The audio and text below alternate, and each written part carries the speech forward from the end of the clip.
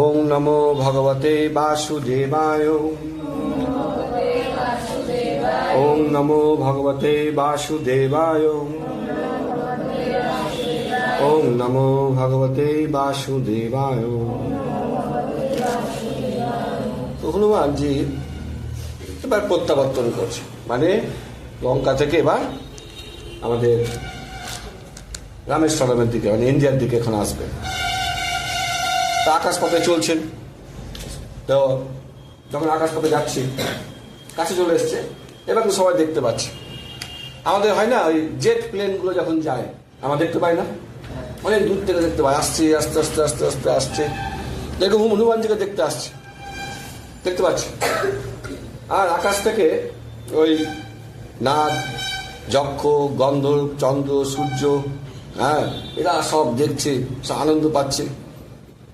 দেখতে কেমন লাগছে না, ঐরাবত হস্তির মতো, মানে একদম সেই সুন্দর লাগছে ঐরাবত হস্তি। এই স্টোরি আছে, কোনদিন পড়াবো। হনুমানকে দেখে মনে হয়নি যে একটু ক্লান্ত আছেন, তিনি একেবারে পূর্ণ তেজে, পূর্ণ শক্তিতে আবার ফিরে আসছেন।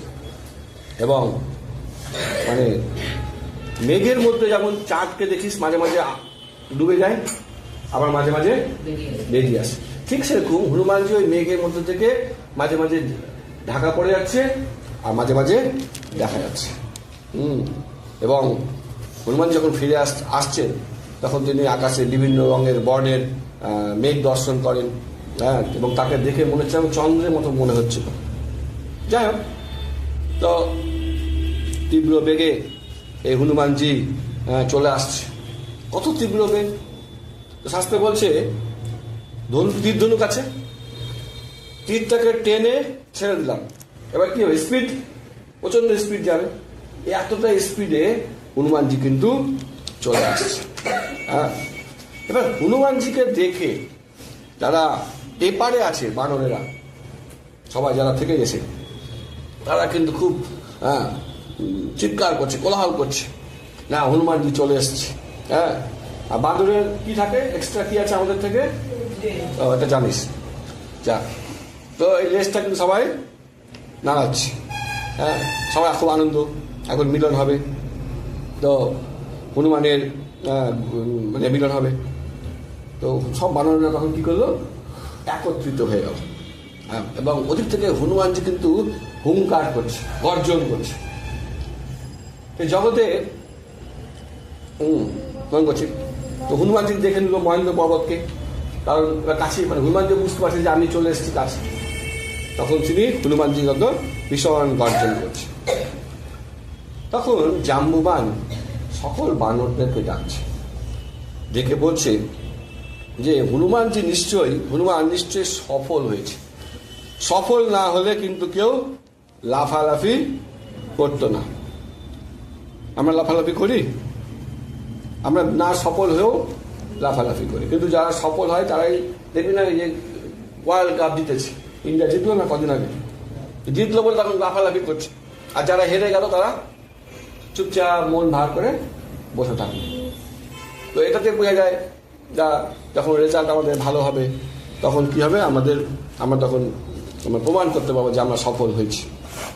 যাক, সকলে লাফালাফি করছে, হ্যাঁ, খুব আনন্দ।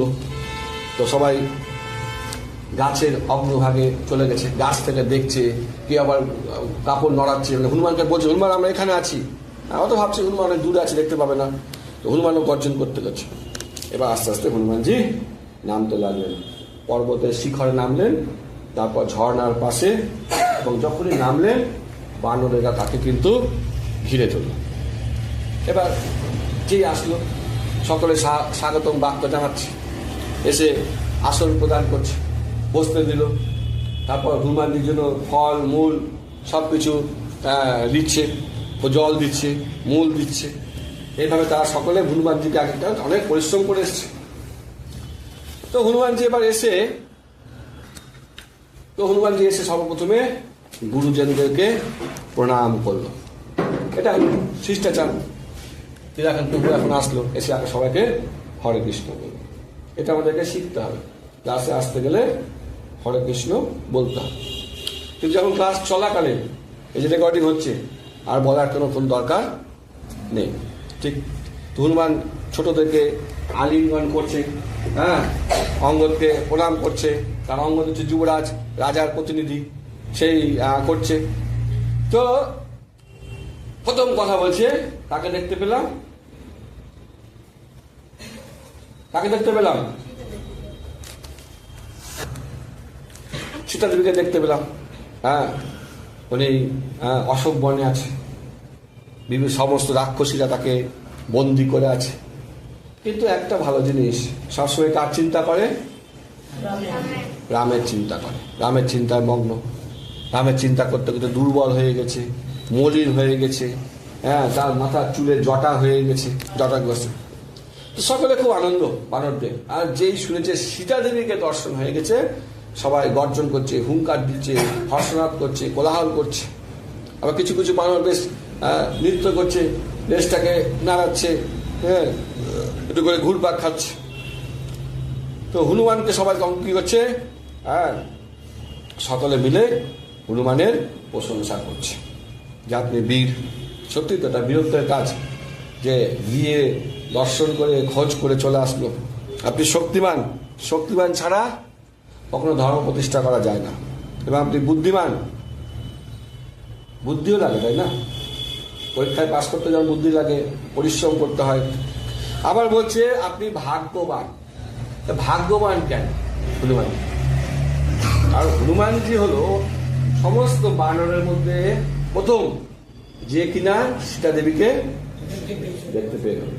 আমরা কোনো মন্দিরে আছি, ভগবানকে দর্শন করবো, তো সবার আগে যে দর্শন করবে সে তো ভাগ্যবান, তাই না? এই ক্লাসের আরেকজন শুরু হয়েছিল, তো যে আগে সমস্ত কোর্স করে পাস করে বেরিয়ে যাবে সেই তো ভাগ্যবান, তাই না? তাই তো, এই হচ্ছে ব্যাপার যে হনুমানজি হচ্ছেন খুব ভাগ্যবান, সীতা দেবীকে দেখেছেন। আপনি সাগর পার করতে সমর্থ হয়েছেন।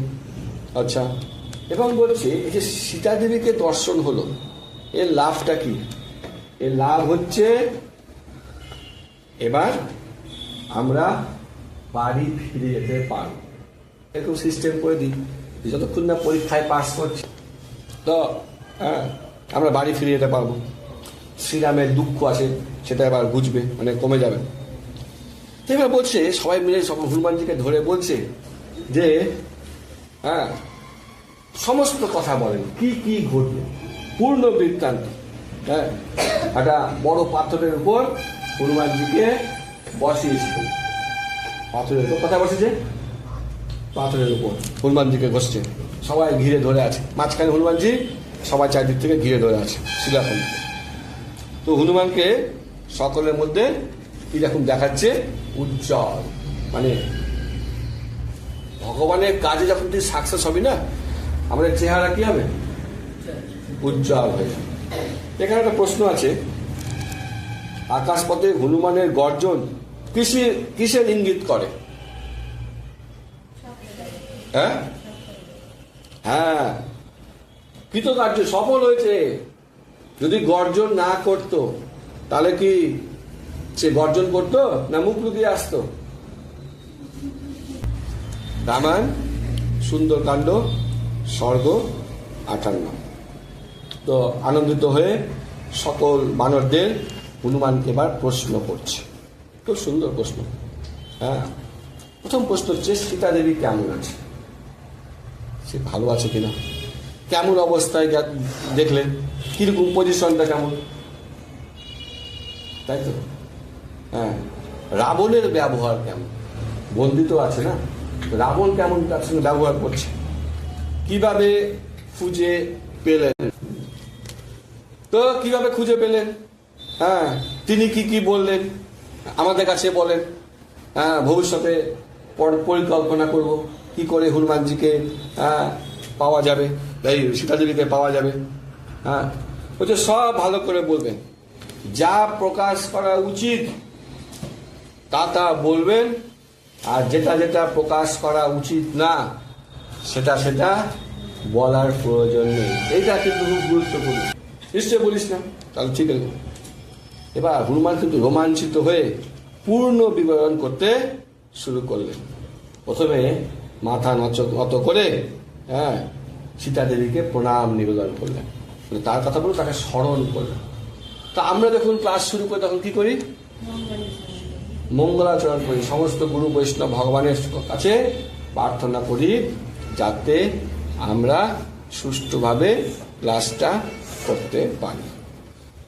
যা এরা বলতে শুরু করলো, আপনাদের সামনেই তো মহেন্দ্র পর্বত থেকে লাফালাম, মহেন্দ্র পর্বতে লাফ দিলাম। প্রথমে মৈনাক পর্বত দেখি, খুব সুন্দর, দিব্য, মনোহর, সুবর্ণময় শিখর, সোনার শিখর মোটামুটি। হ্যাঁ, প্রথমে ভাবলাম যে এটা মনে হয় আমাকে বিঘ্ন করবে, আমাকে বিপদে ফেলবে। তো আমি বিদীর্ণ করার কথা হয়, মানে ভেঙে চলে যাবো, আমি এরকম ভাবতে শুরু করি। হ্যাঁ, কিন্তু আমাকে সম্মান জানায়, আমাকে পুত্রের মর্যাদা দেয়। সম্মান যেখানে পাবো সেখানে কিন্তু আমরা অবশ্যই আমাদেরকেও সম্মান তাকে জানাতে হবে। সে আমাকে পরিচয় দেয়, কি মহিলা কোন আমাকে পরিচয় দেয়, কি পরিচয়? আমি তোমার পিতার বন্ধু। তারপর জীবনী বলতে শুরু করে। কি জীবনী? যে আগে পাখা ছিল, আমি পাখা নিয়ে উঠতাম, তো ইন্দ্র কি করেছিল? বজ্র আঘাত করে, ছেদন করে।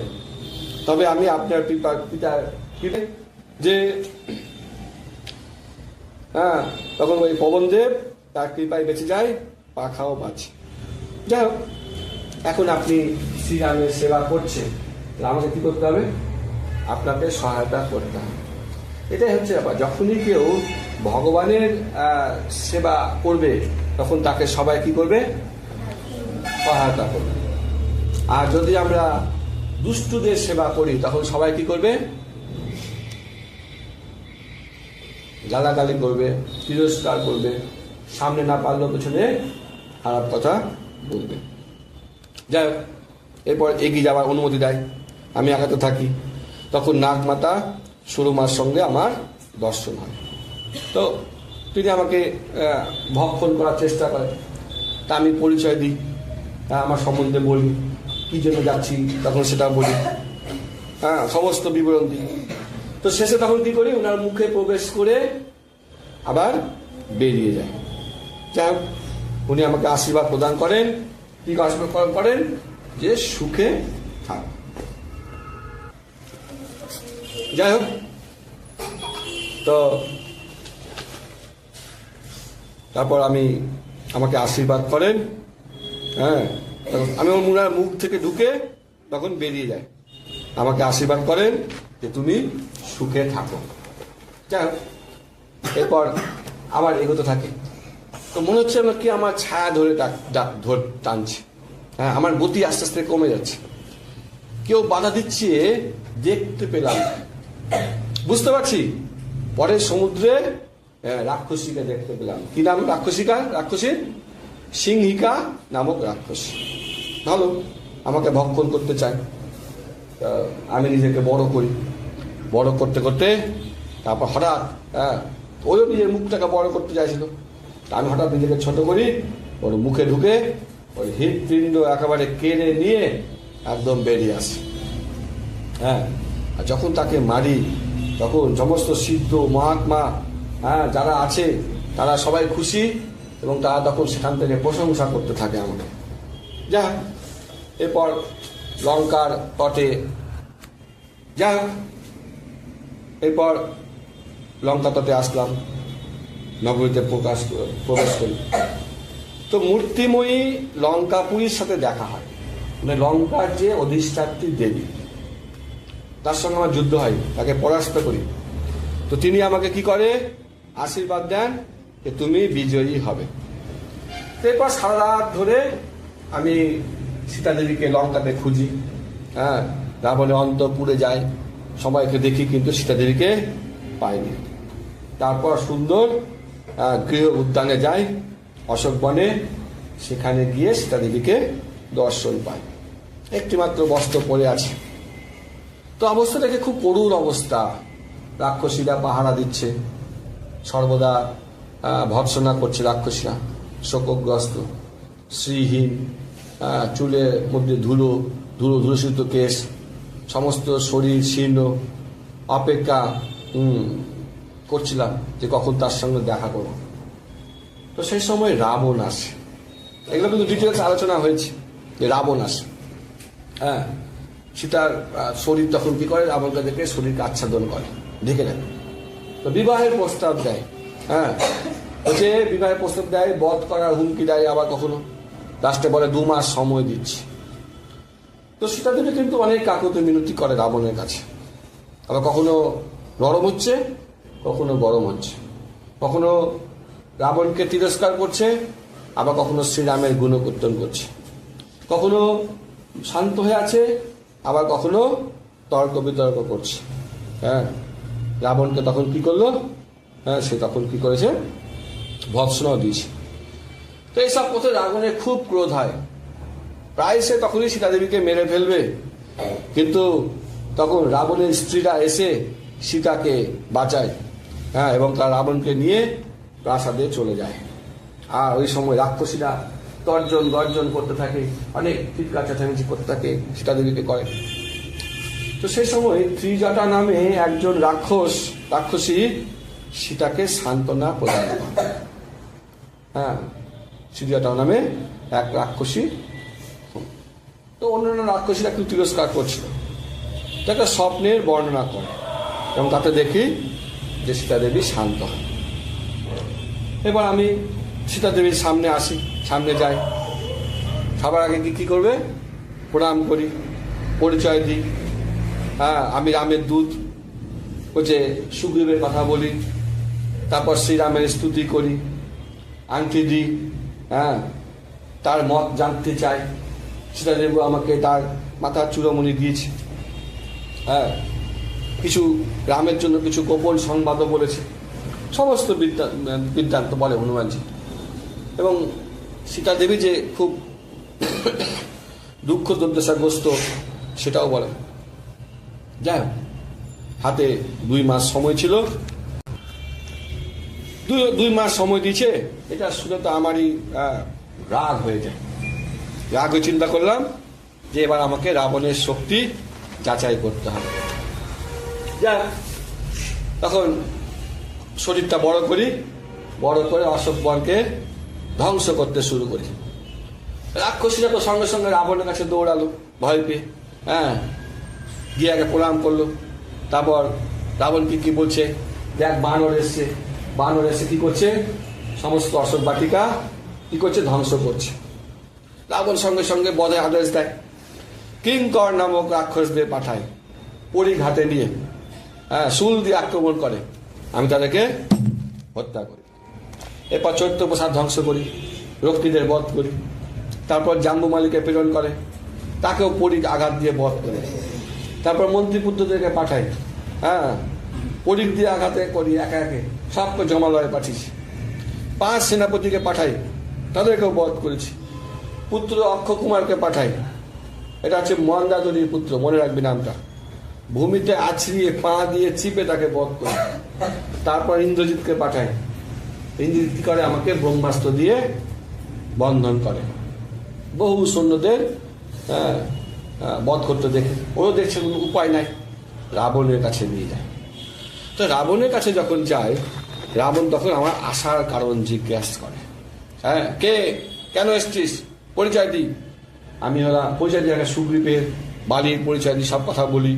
আমি শ্রীরামের দূত। কি বলে, হ্যাঁ, সীতাকে শ্রীরামের হস্তে প্রত্যাবর্তনের কথা বলি। বলছে রামের পাশে দেবতারাও আছে, হত্যার আদেশ দিই। তো বুদ্ধিমান, হ্যাঁ, আমাকে তখন হত্যার আদেশ দেয়। মানে রাবণ তখন কি করে, আমাকে মারার কথা বলে।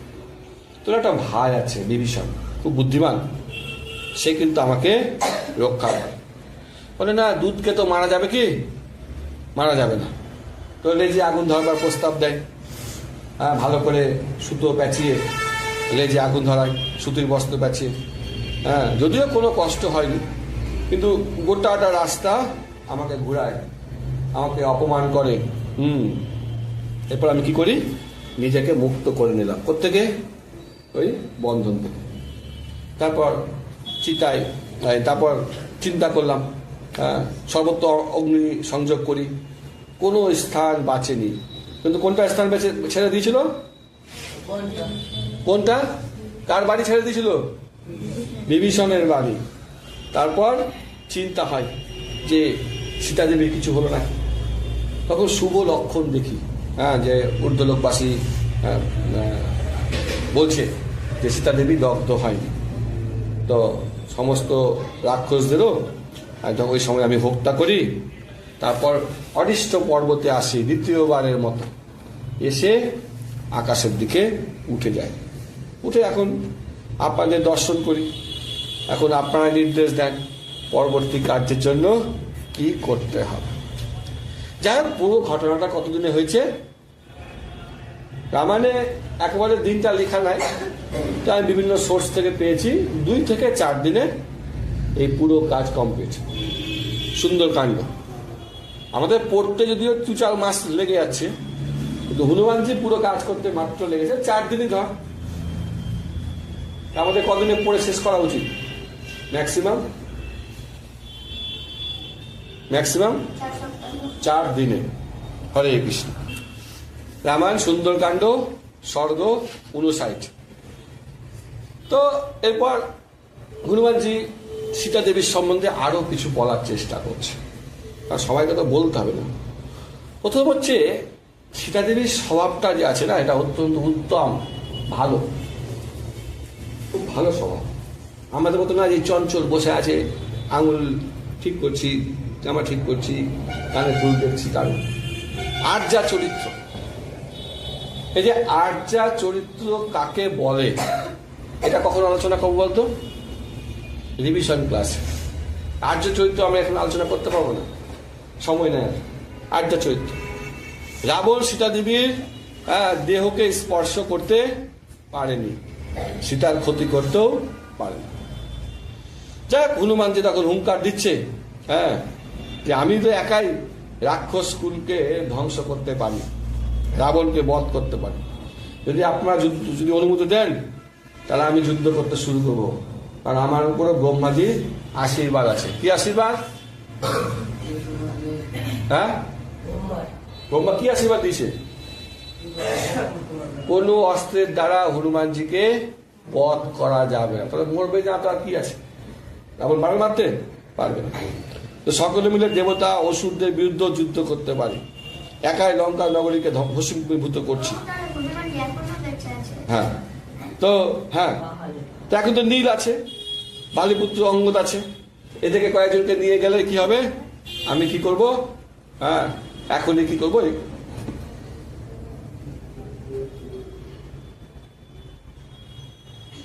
নীল আছে, এখন নীল আছে, অঙ্গদ আছে, এরা একাই যথেষ্ট। এদেরকে নিয়ে গেলে আমরা 3-4 জন মিলেই সমস্ত রাক্ষসকে বধ করে সীতা দেবীকে নিয়ে আসতে পারব। ভালো কথা। আবার বলছে কারণ সীতা দেবী না অশোক বনে খুব শোচনীয় অবস্থায় আছে, জেল বন্দি তো, তাই না? খুব কঠিন আছে। পতিব্রতা তাই বন্দি আছে। যদি পতিব্রতা না থাকতো তাহলে তো এতক্ষণে রাবণের স্ত্রী হইতো, তাহলে কি কোনো অসুবিধা হতো? কিন্তু সে স্বামীকে ভালোবাসে। আর অন্যদিকে রাক্ষসীরা ভর্ৎসনা দিচ্ছে, তাকে বাজে বাজে কথা শোনাচ্ছে। আমি খুব কষ্ট করে তার বিশ্বাস অর্জন করেছি, সে কিন্তু আমাকেও বিশ্বাস করছিল না। অনেক কষ্ট লেগেছে। তোদের প্রতি যদি আমার যে বিশ্বাস, এটা তোদেরকে প্রমাণ করতেও কিন্তু অনেক সময় লাগবে। বা ভগবান যে তোরা যে ভগবানের ভক্ত, এটাও কিন্তু ভগবান কি করবে? অনেক সময় পর ভগবানের এই বিশ্বাসটা আসবে। যাক, শ্রীরামের বার্তা শুনে তিনি খুব আনন্দ করে, প্রীতি উৎপাদন করতে সক্ষম হয়েছে। তবুও তিনি শোকগ্রস্ত, দুর্বল। কি খায় জানো রে? কিছু খায় না। সেই কবে এক বাটি পায়েস দিয়ে গেছিল। কে দিয়ে গেছিল রে? ইন্দ্রদেব। ওটা খেয়েই কিন্তু চলছে। তো সীতা দেবী একাই রাবণকে শেষ করতে পারবে, তার যে তপস্যার শক্তি। সেজন্য বলছি, এক কাজ করেন, তার উদ্ধারের জন্য ভাবুন। এখানে একটা প্রশ্ন আছে, হনুমান কেন মনে করেন যে রাবণ বধে শ্রী রামচন্দ্র কেবল নিমিত্ত মাত্র হবে? মানে রাবণ বধ করতে রামের লাগবে না। সীতা দেবীর কাছে এত তপশক্তি আছে হ্যাঁ, তাতে এবং যে পাপ করেছে সীতা দেবীকে হরণ করে, তাতে কিন্তু এই রাবণের বিনাশ হবে। রামায়ণ সুন্দরকাণ্ড স্বর্গ 60। তো অঙ্গ বলছে হ্যাঁ ঠিক, যুদ্ধ করব, আমি তো একাই, হ্যাঁ, রাবণকে বধ করতে যথেষ্ট। আর আপনারা যদি সাহায্য করেন 2-4-10 জন, তাহলে কি হবে? কোনো ব্যাপার না। সঙ্গে মৈন আছে, মৈন কিছু যুদ্ধে অবদ্ধ, এও বোম্বার কাছে বর পেয়ে গেছে, একে কেউ যুদ্ধে হারতে পারবে না। দিবির আছে, হ্যাঁ, অশ্বিনী কুমারদ্বয়ের পুত্র, হ্যাঁ, পূর্বে দেবতাদের সৈন্যকে পরাজিত করেছে। ওরা একাই লঙ্কাকে ধ্বংস করতে পারে। বলছে সীতা দেবীকে দর্শন করলাম, খোঁজ পেলাম, তারপর যদি সীতা দেবীকে উদ্ধার করতে না পারি, তাহলে কি করে বলবো, তাই না রে? বলছে উদ্ধার করতে হবে। বাকি রাক্ষসদের কষ্ট দিয়ে লাভ কি? আমরা কজন যাব, সীতা দেবীকে নিয়ে চলে যাব। হ্যাঁ, আগে লঙ্কার বীরদেরকে হত্যা করি, তারপর সুগ্রীবকে দর্শন করবো। আগে তো কমসে কম সব রাবণ টাবণ সবাইকে মারি। তো জাম্বুবান কিন্তু খুব বুদ্ধিমান, খুব সুন্দর। সে কিন্তু এবার বক্তব্য দিচ্ছে, খুব খুশি, মানে রেগে থেকে না, খুব ভালোভাবে বুঝছে। কি বলছে? আমাদের কি অর্ডার দিয়েছিল, আমাদের কি আদেশ দিয়েছিল? সীতাকে খোঁজ করতে হবে। আমাদেরকে বলেনি যুদ্ধ করতে হবে, নিয়ে আসতে হবে। খোঁজ করতে বলেছে, আমাদেরকে খোঁজ করতে হবে। হ্যাঁ, বলছে শ্রীরাম সীতাকে নিয়ে গেলে খুশি হবে না। হবে? কেন হবে না? শ্রীরাম সীতাকে নিয়ে গেলে এরপর জেনে আসবি। তো জাম্বুবান বলছে, হেতুম বলছে রাম কিন্তু প্রীতি হবে না, সে প্রতিজ্ঞা করেছে। আরে ওর তো প্রতিজ্ঞাটা ভঙ্গ হয়ে যাবে না? ও তো প্রতিজ্ঞা করেছে যে আমি রাবণকে মারবো, যে নিয়ে গেছে, তার বংশ মর্যাদায় হানি হবে। তো কি বলবে? ওই 4-5টা বানর গিয়ে সীতা দেখে নিয়ে চলে এসছে, আমরা কি করবো? রামের পূজা করবো না বানরদের পূজা করবো? হ্যাঁ, বলছে সংবাদ নিয়ে সুগ্রীবের কাছে যাওয়াটাই হচ্ছে বুদ্ধিমত্তার কাজ, প্রকৃত বুদ্ধিমত্তা। হ্যাঁ, শ্রীরামের পরিকল্পনা অনুযায়ী কি করতে হবে? আমাদেরকে সবসময় চলা উচিত। আমাদের নিজেদের পরিকল্পনা করলে হবে, প্ল্যানিং যদি আমরা নিজেরা করব তাহলে কিন্তু হবে না। রামায়ণ সুন্দরকাণ্ড স্বর্গ 61। এবার মধুবনে যাবে, ক্লাসের পর আমাদের যেমন একটু চকলেট পাই, তো বানরেরা ভালো কাজ করেছে, একটু চকলেট খাবে। তো সকল বানরেরা জাম্বুবানের কথায় সহমত হলো। তো হনুমানজিকে আগে রেখে তারা চলতে লাগলো। সবাই কিন্তু তাকিয়ে আছে হনুমানজির দিকে। এখানে যদি হঠাৎ করে কেউ একজন ভালো ডিস্ট্রিক্টে ফার্স্ট হয়ে গেল কোনো কাজে, তা আমরা কি করবো? তারপর দিন সবাই হ্যাঁ হনুমানকে সামনে রেখে চলছে, সবার দৃষ্টি হনুমানের দিকে, উৎসাহ আছে, লাফাতে আছে। একেবারে গোটা আকাশ পথে আছে, তো লাফিয়ে উড়ে উড়ে আকাশ কাচ্ছাদিত করে। তো মধুবনে মাঝখানে রাস্তাতে মধুবন বলে একটা বন আছে, সুগ্রীবের বন, খুব প্রিয়। ওখানে হ্যাঁ দধিমুখ বানরেরা সেটা রক্ষণাবেক্ষণ করে, সুগ্রীবের প্রিয়। তো বনের স্পেশালিস্ট হলো ওখানে ভালো ভালো ফল পাওয়া যায় আর মধু পাওয়া যায়। এই মধুগুলো খেলে একটু নেশা হয়, একটু নেশা হবে, তো ভালো। হ্যাঁ, তো সব বানরেরা বলছে অঙ্গদের কাছে যে আমরা একটু মধু খাবো, মধু পানে অনুমতি দাও। হ্যাঁ, তো অঙ্গদ আর জাম্বুবান বলছে ঠিক আছে যাও, ভালো কাজ, আমরা এখন খুঁজে পেয়ে গেছি, আমরা এখন একটু মধু খাবো। যাই হোক, বানরদের উৎপাত শুরু করে দিল, বৃক্ষে উঠছে, হ্যাঁ ফল ভাঙছে, কেউ নৃত্য করছে, কেউ হাসছে আর লাফালাফি করছে, এক ডাল থেকে আরেক ডাল, হ্যাঁ গাছ ঝাঁকাচ্ছে। তো যেখানে রক্ষী ছিল তারা কিন্তু বাধা দেওয়ার চেষ্টা করছে, এই দাঁড়া, এটা সুগ্রীবের। হ্যাঁ, তো বানররা এবার তিরস্কার করছে, জানিস আমরা ভালো কাজ করেছি, আমরা সীতা দেবীকে খোঁজ করে নিয়ে এসেছি। কথায় ছাড়ে না, মানে কথায়, ঝগড়াতে আর শক্তিতে কেউ কিন্তু হারছে না। 4 বছর পর। তো হাল ছেড়ে মানে কেউ কিন্তু ছাড়ছে না, একে অপরের সাথে ঝগড়া করছে। এবার যুদ্ধ শুরু হয়ে গেছে, কামড়াচ্ছে, কামড়া যুদ্ধ। তারপর থাপ্পড় মেরে যুদ্ধ, লাঠি মেরে যুদ্ধ। এই করে করে ওই যে দধিমুখ বানর ছিল, এদেরকে কি করেছে এরা আজ মরা করে দিয়েছে। যাই হোক, এখানে একটা প্রশ্ন আছে। তখন সেই এবং মাঠ তো দিয়েছে, যা রামায়ণ সুন্দরকাণ্ড স্বর্গ বাস হচ্ছে। তো হনুমানের অঙ্গ তখন বানরদেরকে বলছে, তোমরা যত ইচ্ছা মধু খাও, আমরা ওই বনের গেটে আছি, কাউকে ঢুকতে দিব না, যে আসবে তাকে মারবো, ইচ্ছা মতো মধু খাও। হনুমান সফল হয়েছে। অঙ্গদ বলছে, বানরদের প্রশংসা করছে, মৌচাক ভেঙে ভেঙে মধু খাও, কোনো চিন্তা নাই। তো সব বানররা তখন মধু বনের দিকে ধাবিত হচ্ছে, মধু পান করছে, মশালো ফল খাচ্ছে, কেউ ঘুমাচ্ছে মধু খেয়ে, কেউ গর্জন করছে। তো এই সময় দধিমুখ বানরেরা তখন কি করছে, হনুমানের আর অঙ্গদের কাছে মাঠটার খেয়ে তারা তখন সুগ্রীবের কাছে চলে গেছে। কে কি বলছে যে এসব বানরেরা মধুবন ধ্বংস করছে।